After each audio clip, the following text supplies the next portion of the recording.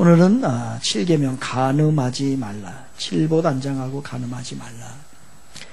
이 10계명을 제가 봤더니요, 우리 교회에서 2010년도 하반기에 제가 이 10계명 설교를 한번 했더라고요. 그러니까 10년 전이죠.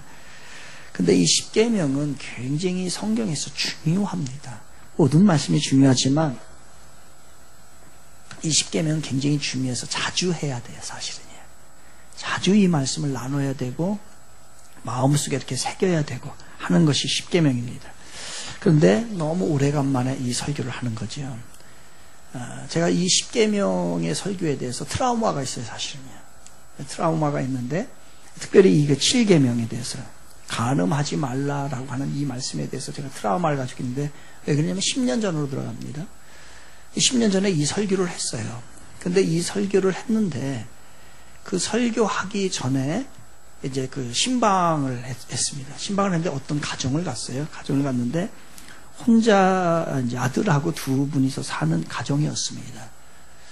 근데 그 아버지가 없는, 그 남편이 없는 집이었죠. 그런데 거기 집에 안방에 가보니까 이게 사진이, 이렇게 액자에 사진을 이렇게 하나 이렇게 놨어요. 놨는데 거기에 둘이 너무 다정하게 찍은 사진이었어요. 그런데 참 공교롭지요. 그 남자를 제가 아는 남자예요. 아는 남자인데 그 남자는 부인이 있고 자식이 있는 남자거든요. 근데 어떤 연유인지는 잘 모르지만은 아무튼 그렇게 사랑스럽게 찍고서 그 사진이 안방에 있었습니다. 물어볼 수는 없지요. 말을 하면 모를까 물어볼 수는 없습니다. 뭔가가 이상하다라고 하는 생각은 가지고 있었습니다. 그리고 난 다음에 이제 그 후에 이 이제 10계명의 설교가 어떻게 이제 진행이 된 거지요. 진행이 됐는데 이 7번째 설교, 간음하지 말라라고 하는 설교를 듣고 그 다음 주에 교회를 안 나와요.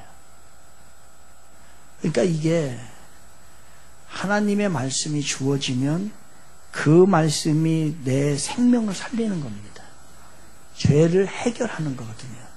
근데 그렇게 하려고 하지 않고 자기를 합리화시키고 이렇게 죄에 대한 말씀을 받기가 싫다는 거예요.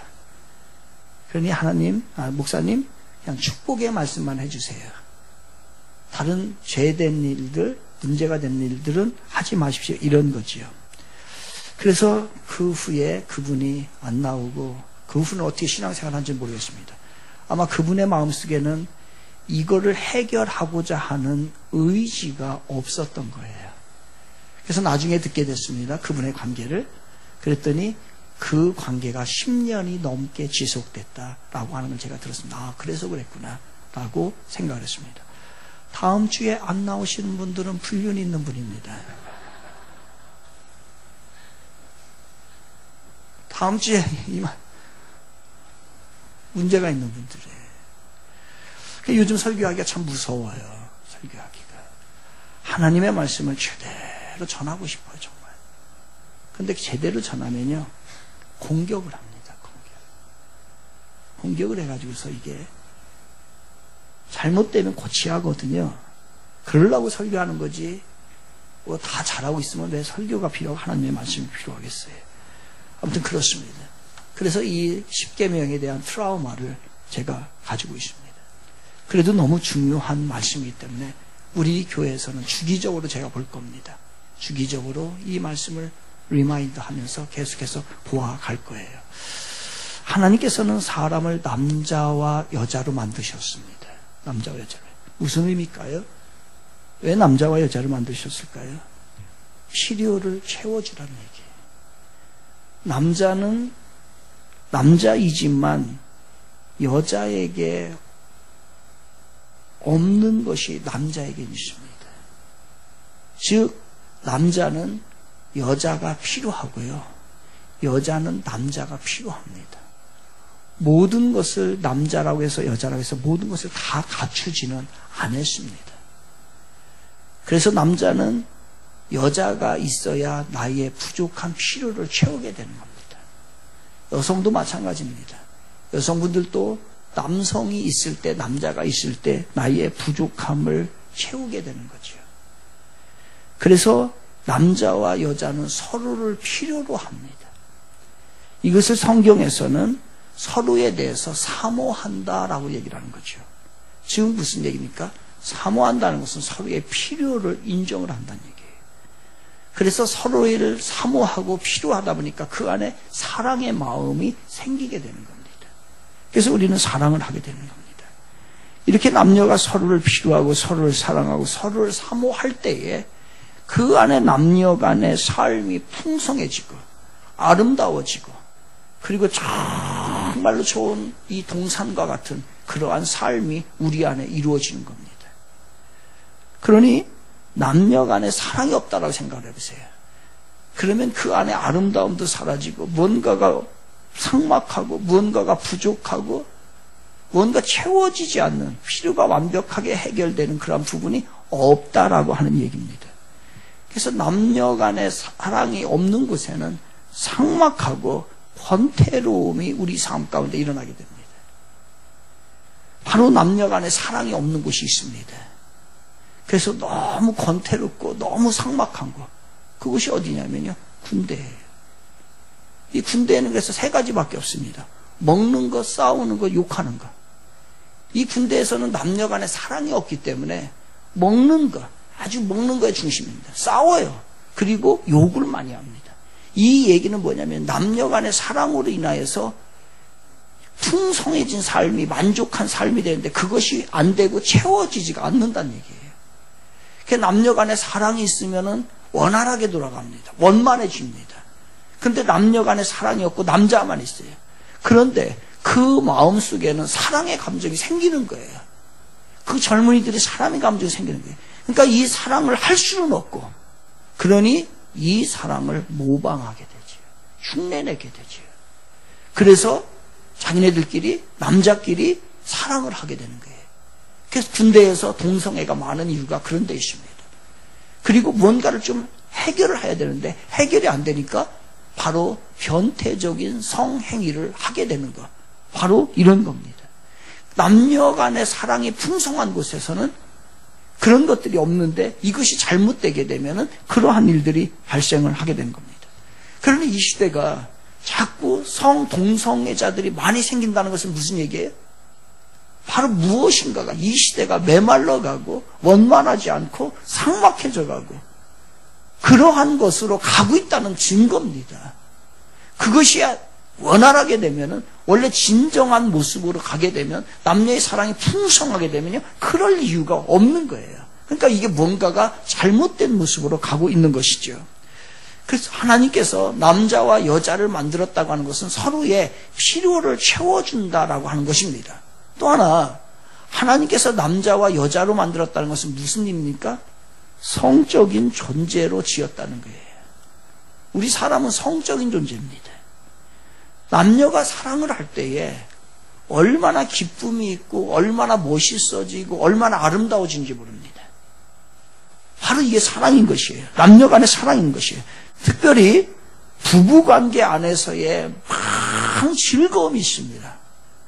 부부이기 때문에 우리가 느끼는, 갖게 되는 많은 즐거움이 있어요. 그 즐거움을 누리는 것은 바로 하나님께서 우리에게 주신 축복이에요. 잘못된 것이 아닙니다. 그래서 사람들이 이야기합니다. 어떤 분은 이렇게 얘기를 해요. 사람이 가장 아름다울 때, 여러분 사람이 가장 아름다운 때가 언제일 것 같아요? 화장을 할 때요? 아니라는 거예요. 사람이 가장 아름다울 때는요, 성관계를 할 때라는 거예요. 이렇게 이야기합니다.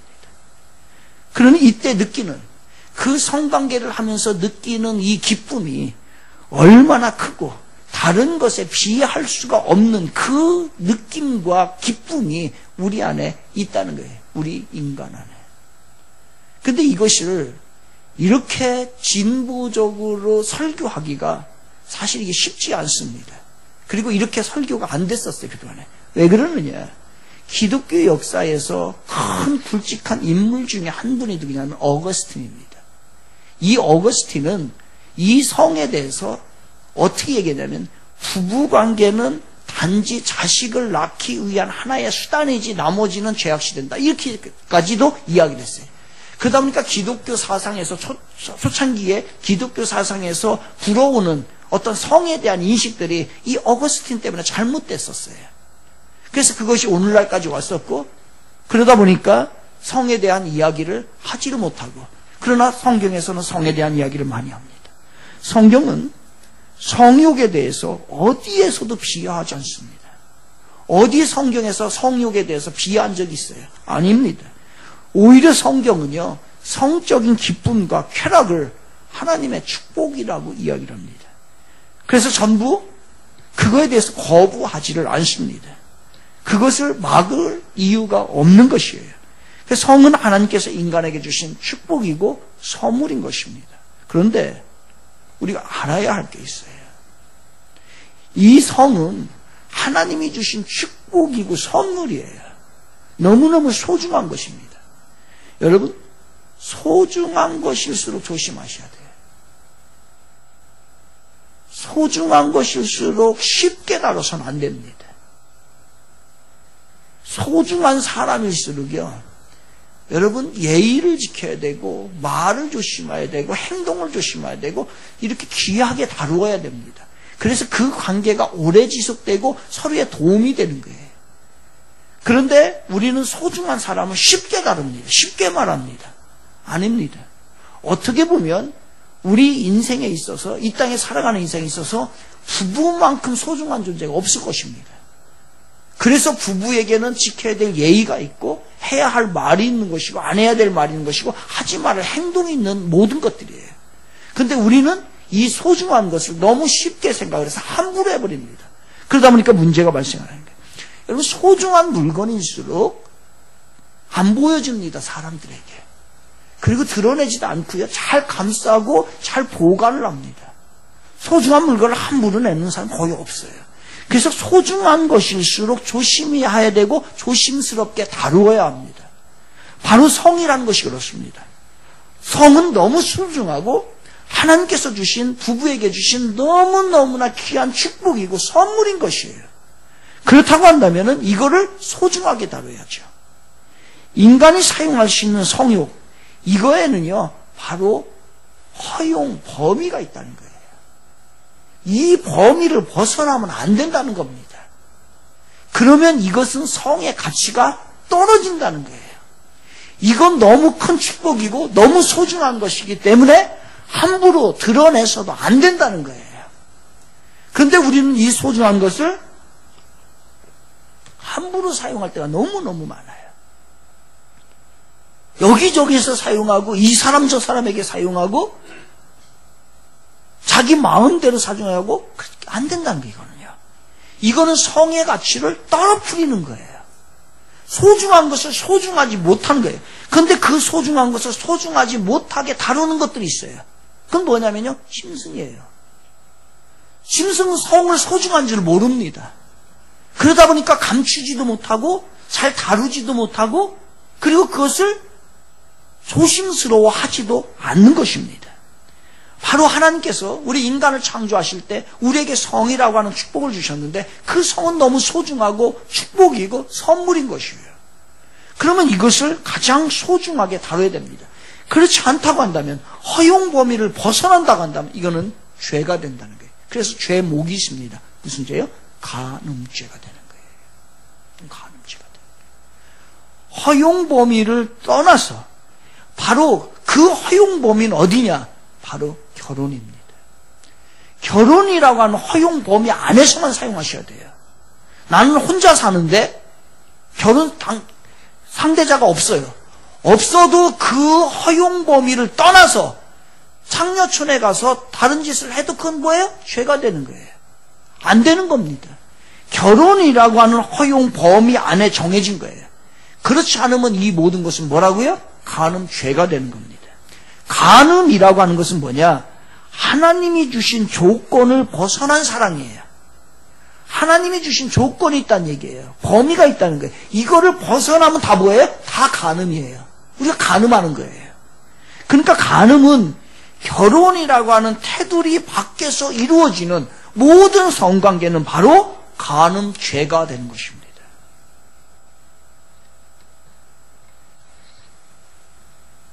성욕 자체는 죄가 아니에요. 성욕 자체는 죄가 아닙니다. 성욕을 주신 분은 하나님이시에요. 하나님이 그것을 주셨습니다. 그러나 하나님이 정하신 한계를 넘어서 사랑을 할 때 그것을 뭐라고요? 죄의 값을 물어야 된다는 거예요. 죄라는 거예요. 인간이 가장 아름다울 때는 언제예요? 성욕을 통제할 수 있을 때 사람이 아름다운 거예요. 절제할 수 있을 때. 반대로 인간이 가장 아름답지 못할 때, 참 저 사람 추하다 라고 할 때는 언제입니까? 성욕을 자기 스스로 통제하지 못하고 사용을 할 때. 얼마나 추한지 몰라요. 추합니다. 아무 데서 가서 벨트를 풀고, 아무 데나 가서 옷을 벗고, 아무 데나 가서 마음을 주고. 캄보디아 지난번에 갔는데요. 길거리에, 온 길거리에요. 저녁 한 6시밖에 안 됐는데 그 길거리에 여기서부터 아마 저기까지 쫙 길 같아요. 프놈펜 그 시내. 여기부터 저기까지 다 술집인데요. 그 앞에 여성들이 한 10여 명, 20명씩 나와가지고요.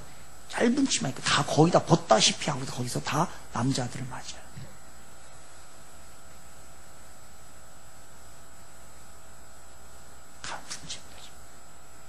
그 범위를 넘어선 거예요. 그러니 얼마나 추하냐고요. 성욕을 통제하지 못하는 사람은 힘쓴 것 같아요. 그래서 성욕을 통제하지 못하면 5가지 영역에서 악영향을 미치고 피해를 주게 됩니다. 첫째는요, 하나님과의 관계가 깨져요. 성을 컨트롤하지 못하고 성범죄를 지우면서 하나님 앞에 축복 주세요. 나 하나님 앞에 좋은 관계 갖게 하나. 있을 수 없는 일입니다. 있을 수 없는 일. 하나님과의 관계가 깨집니다.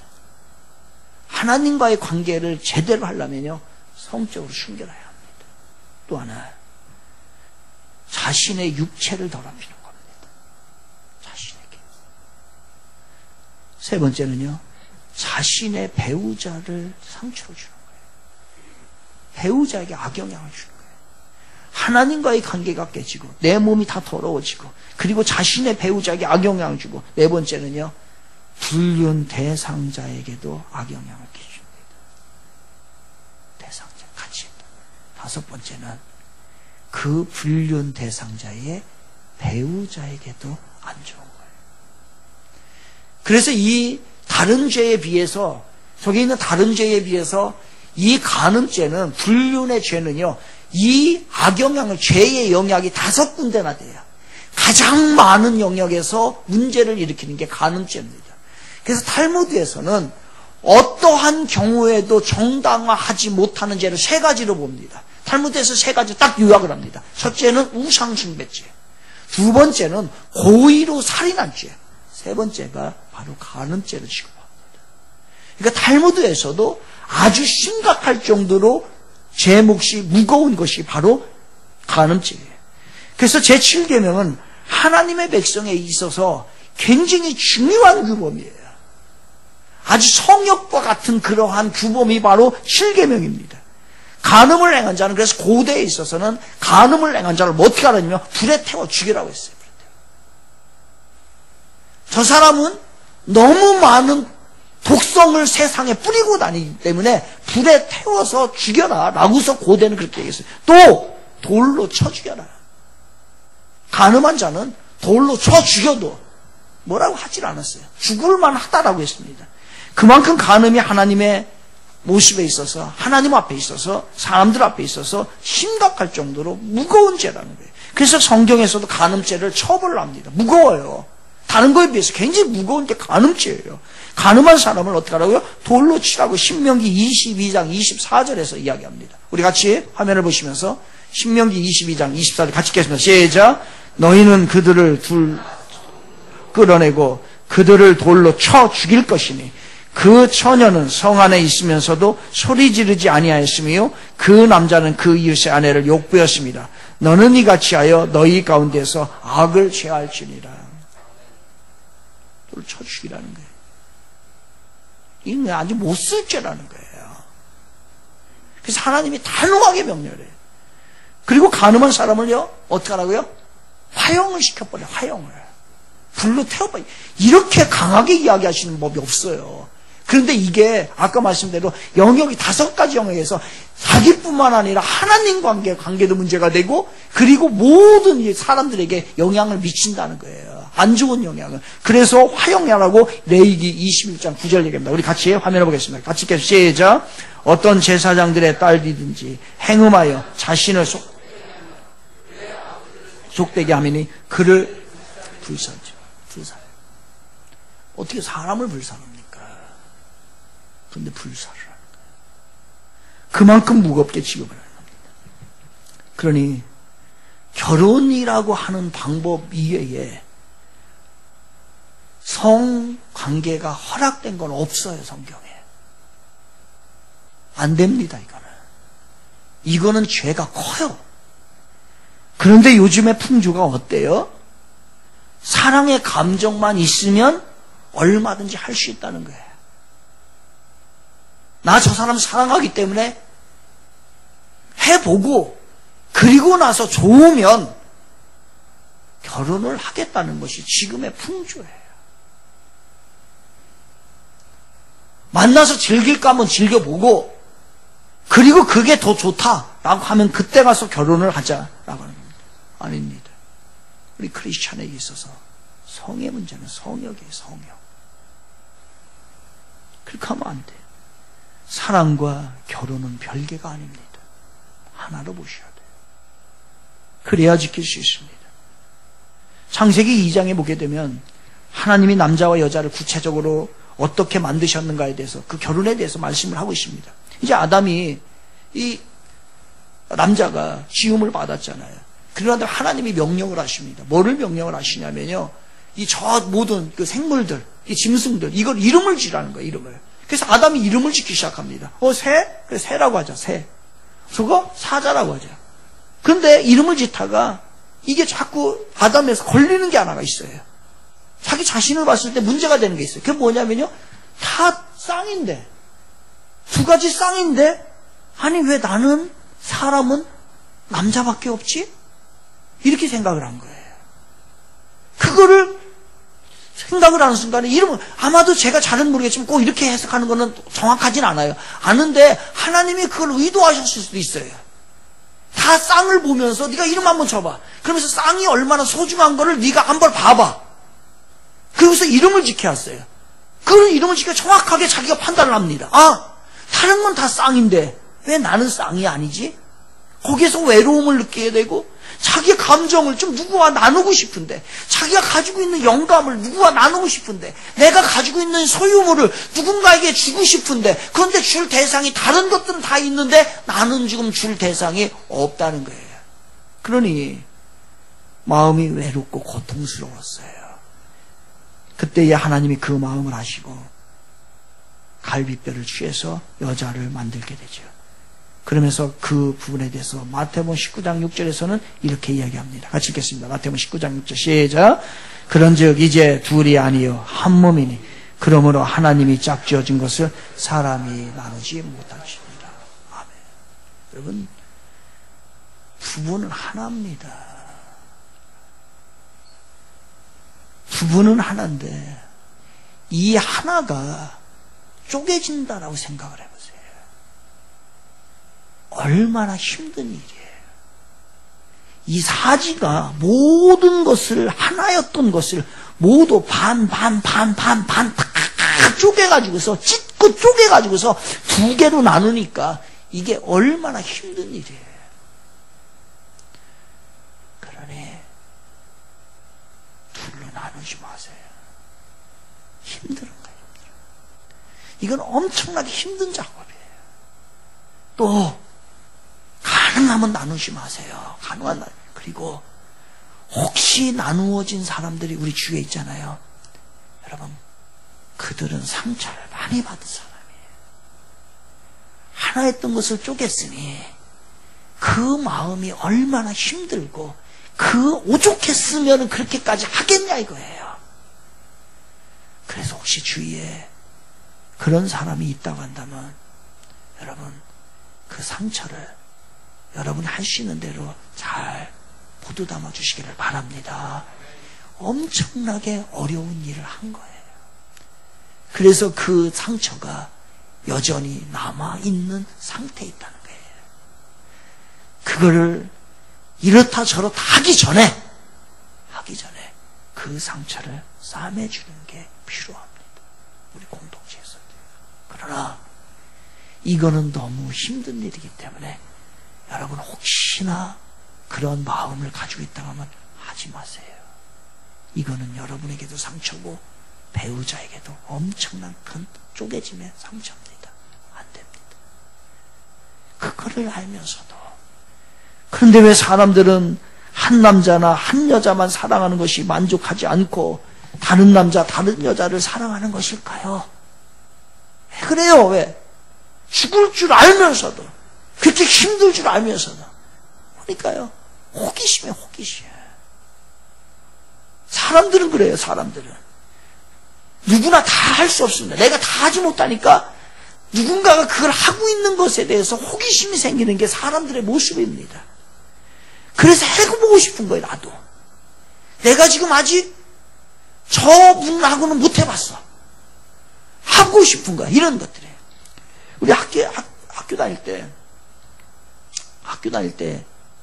그 극장이 있습니다. 극장 가면 거기에 그 미성년자 관람 불가 이렇게 해가지고서 좀 막 야리끼리 한 뭐 이렇게 그 막 그림을 그려놓고 이렇게 그 영화 관람합니다. 근데 거기 가면 안 돼요. 왜냐면 걸렸다가는 학교 선생님한테 걸리면 정학을 맞기 때문에 정학을 알죠. 한 달간 학교 못 나와요. 집에 있어야 돼요. 그게 정학이에요. 지금은 있는가 모르겠습니다. 그런데 그 미성년자 관람 불가가 딱 붙어 있으면 이거를 왜 이렇게 보고 싶어? 어떻게든 봐야 되는 거야. 정학을 당하는 게 뻔히 알아요. 제 친구들은 당하기도 했어요. 저는 안 당했어요. 저는 안 봤으니까 전 거기 안 갔어요. 근데 가가지고 걸려 선생님한테. 선생님이 또 수시로 조사가 나오네. 그걸 알면서도 건너가고요. 그 담을 넘고 그리고 그걸 보게 됩니다. 근데 보면 또 별것도 아니에요. 옛날에 그래 봐야 그런 그 그림들이 그 사진에 그렇게 그 영화에 나오지도 않거든요. 그래도 그 안에 뭐가 있기 때문에 호기심이 있어요. 예수님 당시 간음하면은 돌로 쳐 죽었습니다. 그럼에도 불구하고 한 여인은요 간음을 해요. 너무너무 호기심이 있어서 죽는 줄 알면서. 이게 우리 안에 있는 거예요. 또 하나 욕심이요. 사람은 자기 것만으로 만족하지 못해요. 그래서 남의 것에 대한 욕심이 생깁니다. 성도 마찬가지예요. 그 다윗이 자기 신하의 부인을 취하잖아요. 자기 부인이 신하를 취하고 났어요. 그리고 나니까 나중에 자기 부인까지 만들잖아요. 그때 나단 선지자가 그 다윗에게 가서 이야기합니다. 왜 내 신하에 하나밖에 없는 아내를 네가 탐하느냐. 그 충성스러운 신하는 그 하나밖에 없는 아내인데, 근데 너는 왕이라고 지금 아내가 몇 명이에요? 많지, 적도 많고. 그런데 그 신하의 아내를 보고서 그것 또한 만족하지 못하고 거기서 욕심을 부리는 거예요. 성은 철저하게 통제되었을 때의 아름다운 것입니다.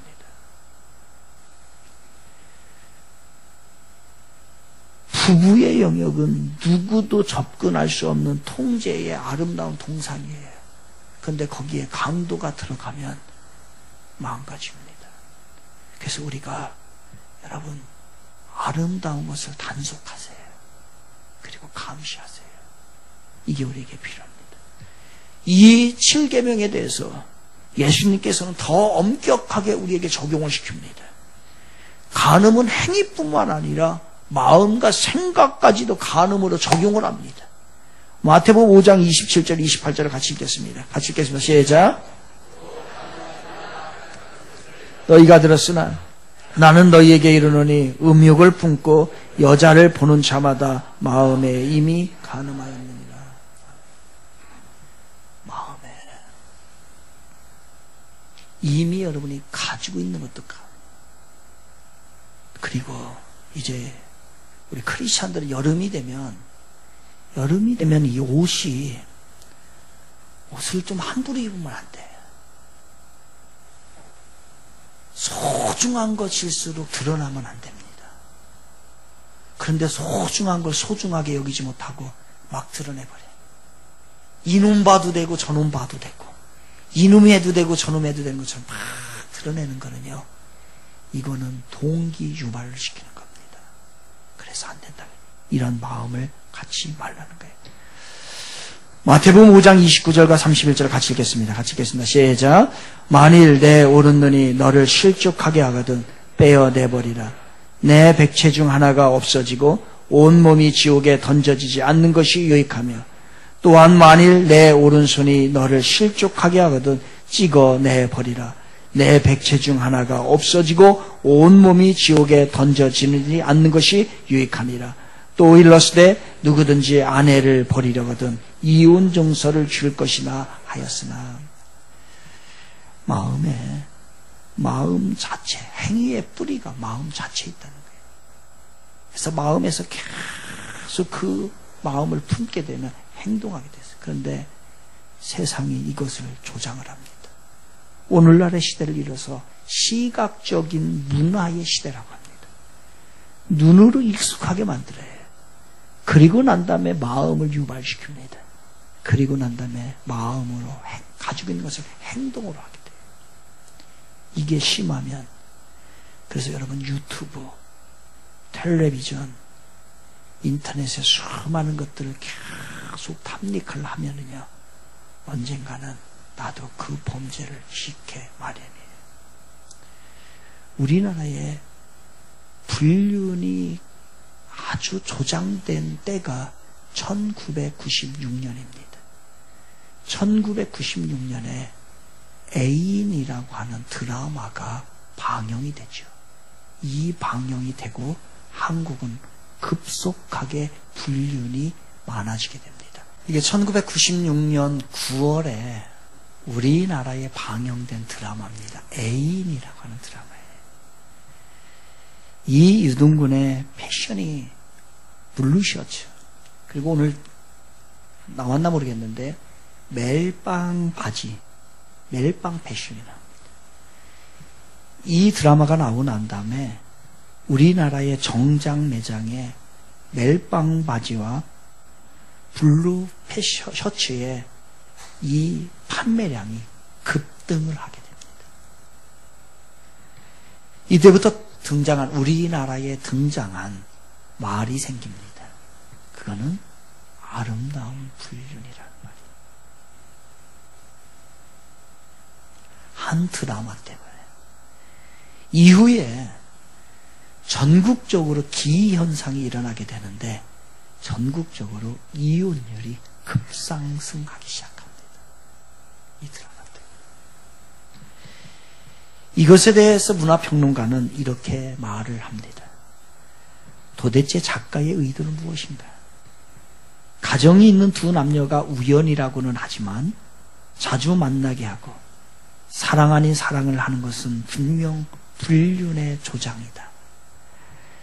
진행팀은 불륜을 미화시키고 불륜의 장면을 명장면이라고 박수를 치고 환호를 하고 있다. 그렇지 않아도 우리나라는 불륜이 많고 내연의 관계, 동거가 사회적 문제로 대두되고 있는데 왜 그런 장면을 명장면이라고 리바이벌 하는가? 나이든 어른들이 기회만 되면 불륜을, 동거를, 내연관계를 가져보려고 음흉한 마음을 먹고 있는데 불륜관계가 어떻게 애인인가? 남편이 있는 여자가, 아내가 있는 남자가 애인이라? 말도 안 된다. 애인은 단 한 사람이다. 이놈도 저놈도 이년도 애인, 저도 애인이라면 장녀, 매춘녀들은 애인이 천지겠다. 방송인들 참으로 웃긴다라고 평가했습니다. 사실은 지금 사회가 이 평론을 내놓는 자체가 이상한 시대가 되어가고 있습니다. 예수님께서 내 오른손이 눈을 너로 실족하게 하든 눈을 다 빼버리라는 거예요. 팔이 범죄라면 팔을 버리라는 거예요. 자르라는 거예요. 그것이 마음까지 가게 되고 마음의 내 안에 그것이 숨기게 되면 우리는 그 일을 저지른다는 겁니다. 우리는 간음의 현장에 살고 있어요, 여러분. 남녀 구별이 없습니다. 모든 것이 남녀가 함께하는 세상이고, 그리고 오늘의 그리스도인들조차도 쉽게 불륜에 빠질 수 있는 현장, 우리는 간음의 현장에 살고 있습니다. 비정상적인 관계는 가정을 파괴하고 영혼을 파괴하고 하나님의 진노가 있고, 그리고 인간답지 못한 삶을 살게 됩니다. 그동안에 저를 비롯하여 우리 모두 나의 몸으로 비정상적인 관계를 가졌다면, 나의 마음으로 비정상적인 관계를 가졌다면, 내 생각으로 비정상적인 관계를 사모했다면, 이 시간 예수의 이름 앞에 회개를 해야 할 줄로 믿습니다. 하나님은 우리 모두가 거룩한 하나님의 형상을 회복하기를 원합니다. 이 하나님의 형상이 파괴되는 주범은 바로 간음죄입니다. 이 간음죄는 우리를 죽일 것이고 우리의 자녀를 죽일 것이고 하나님의 관계를 죽입니다. 예수 그리스도의 보혈로 씻어야 합니다. 결론을 맺겠습니다. 해밍웨이의 무기여 자리거라를 보면 이탈리아의 전쟁터에서 있었던 일입니다. 그 이탈리아의 전쟁터에서 미국의 수송장교하고 영국의 간호보조원하고 서로 사랑을 하게 됩니다. 급기야 잘못된 여자가 임신을 하게 되죠. 이 여자가 임신을 하자 남자는 견딜 수가 없어서 탈영을 하게 됩니다. 그리고 여자와 함께 불법으로 스위스로에 함께 도망을 갑니다. 그런데 그 여자가 해산을 하면서 그 여자가 죽습니다. 그때에 그 여인이 그 죽으면서 하는 한마디가 이겁니다. 사랑의 즐거움은 잠깐인데 그 죄의 벌은 너무 고통스럽다. 우리가 해야 할 위대한 일이 있습니다. 그것은 잘못된 성욕과 싸우는 것입니다. 우리는 성욕과 싸워야 합니다. 성은 하나님이 주신 인간에게 주신 가장 최고의 선물 중에 하나입니다. 그러나 이 성은 너무 위험해요. 잘못 사용하면 멸망을 합니다. 그래서 우리는 성욕과 싸워야 합니다. 잘 싸워서 하나님의 거룩한 백성, 하나님의 행복한 가정, 하나님의 축복을 누리는 여러분의 인생들이 모두 되시기를 주님의 이름으로 축원을 드리겠습니다.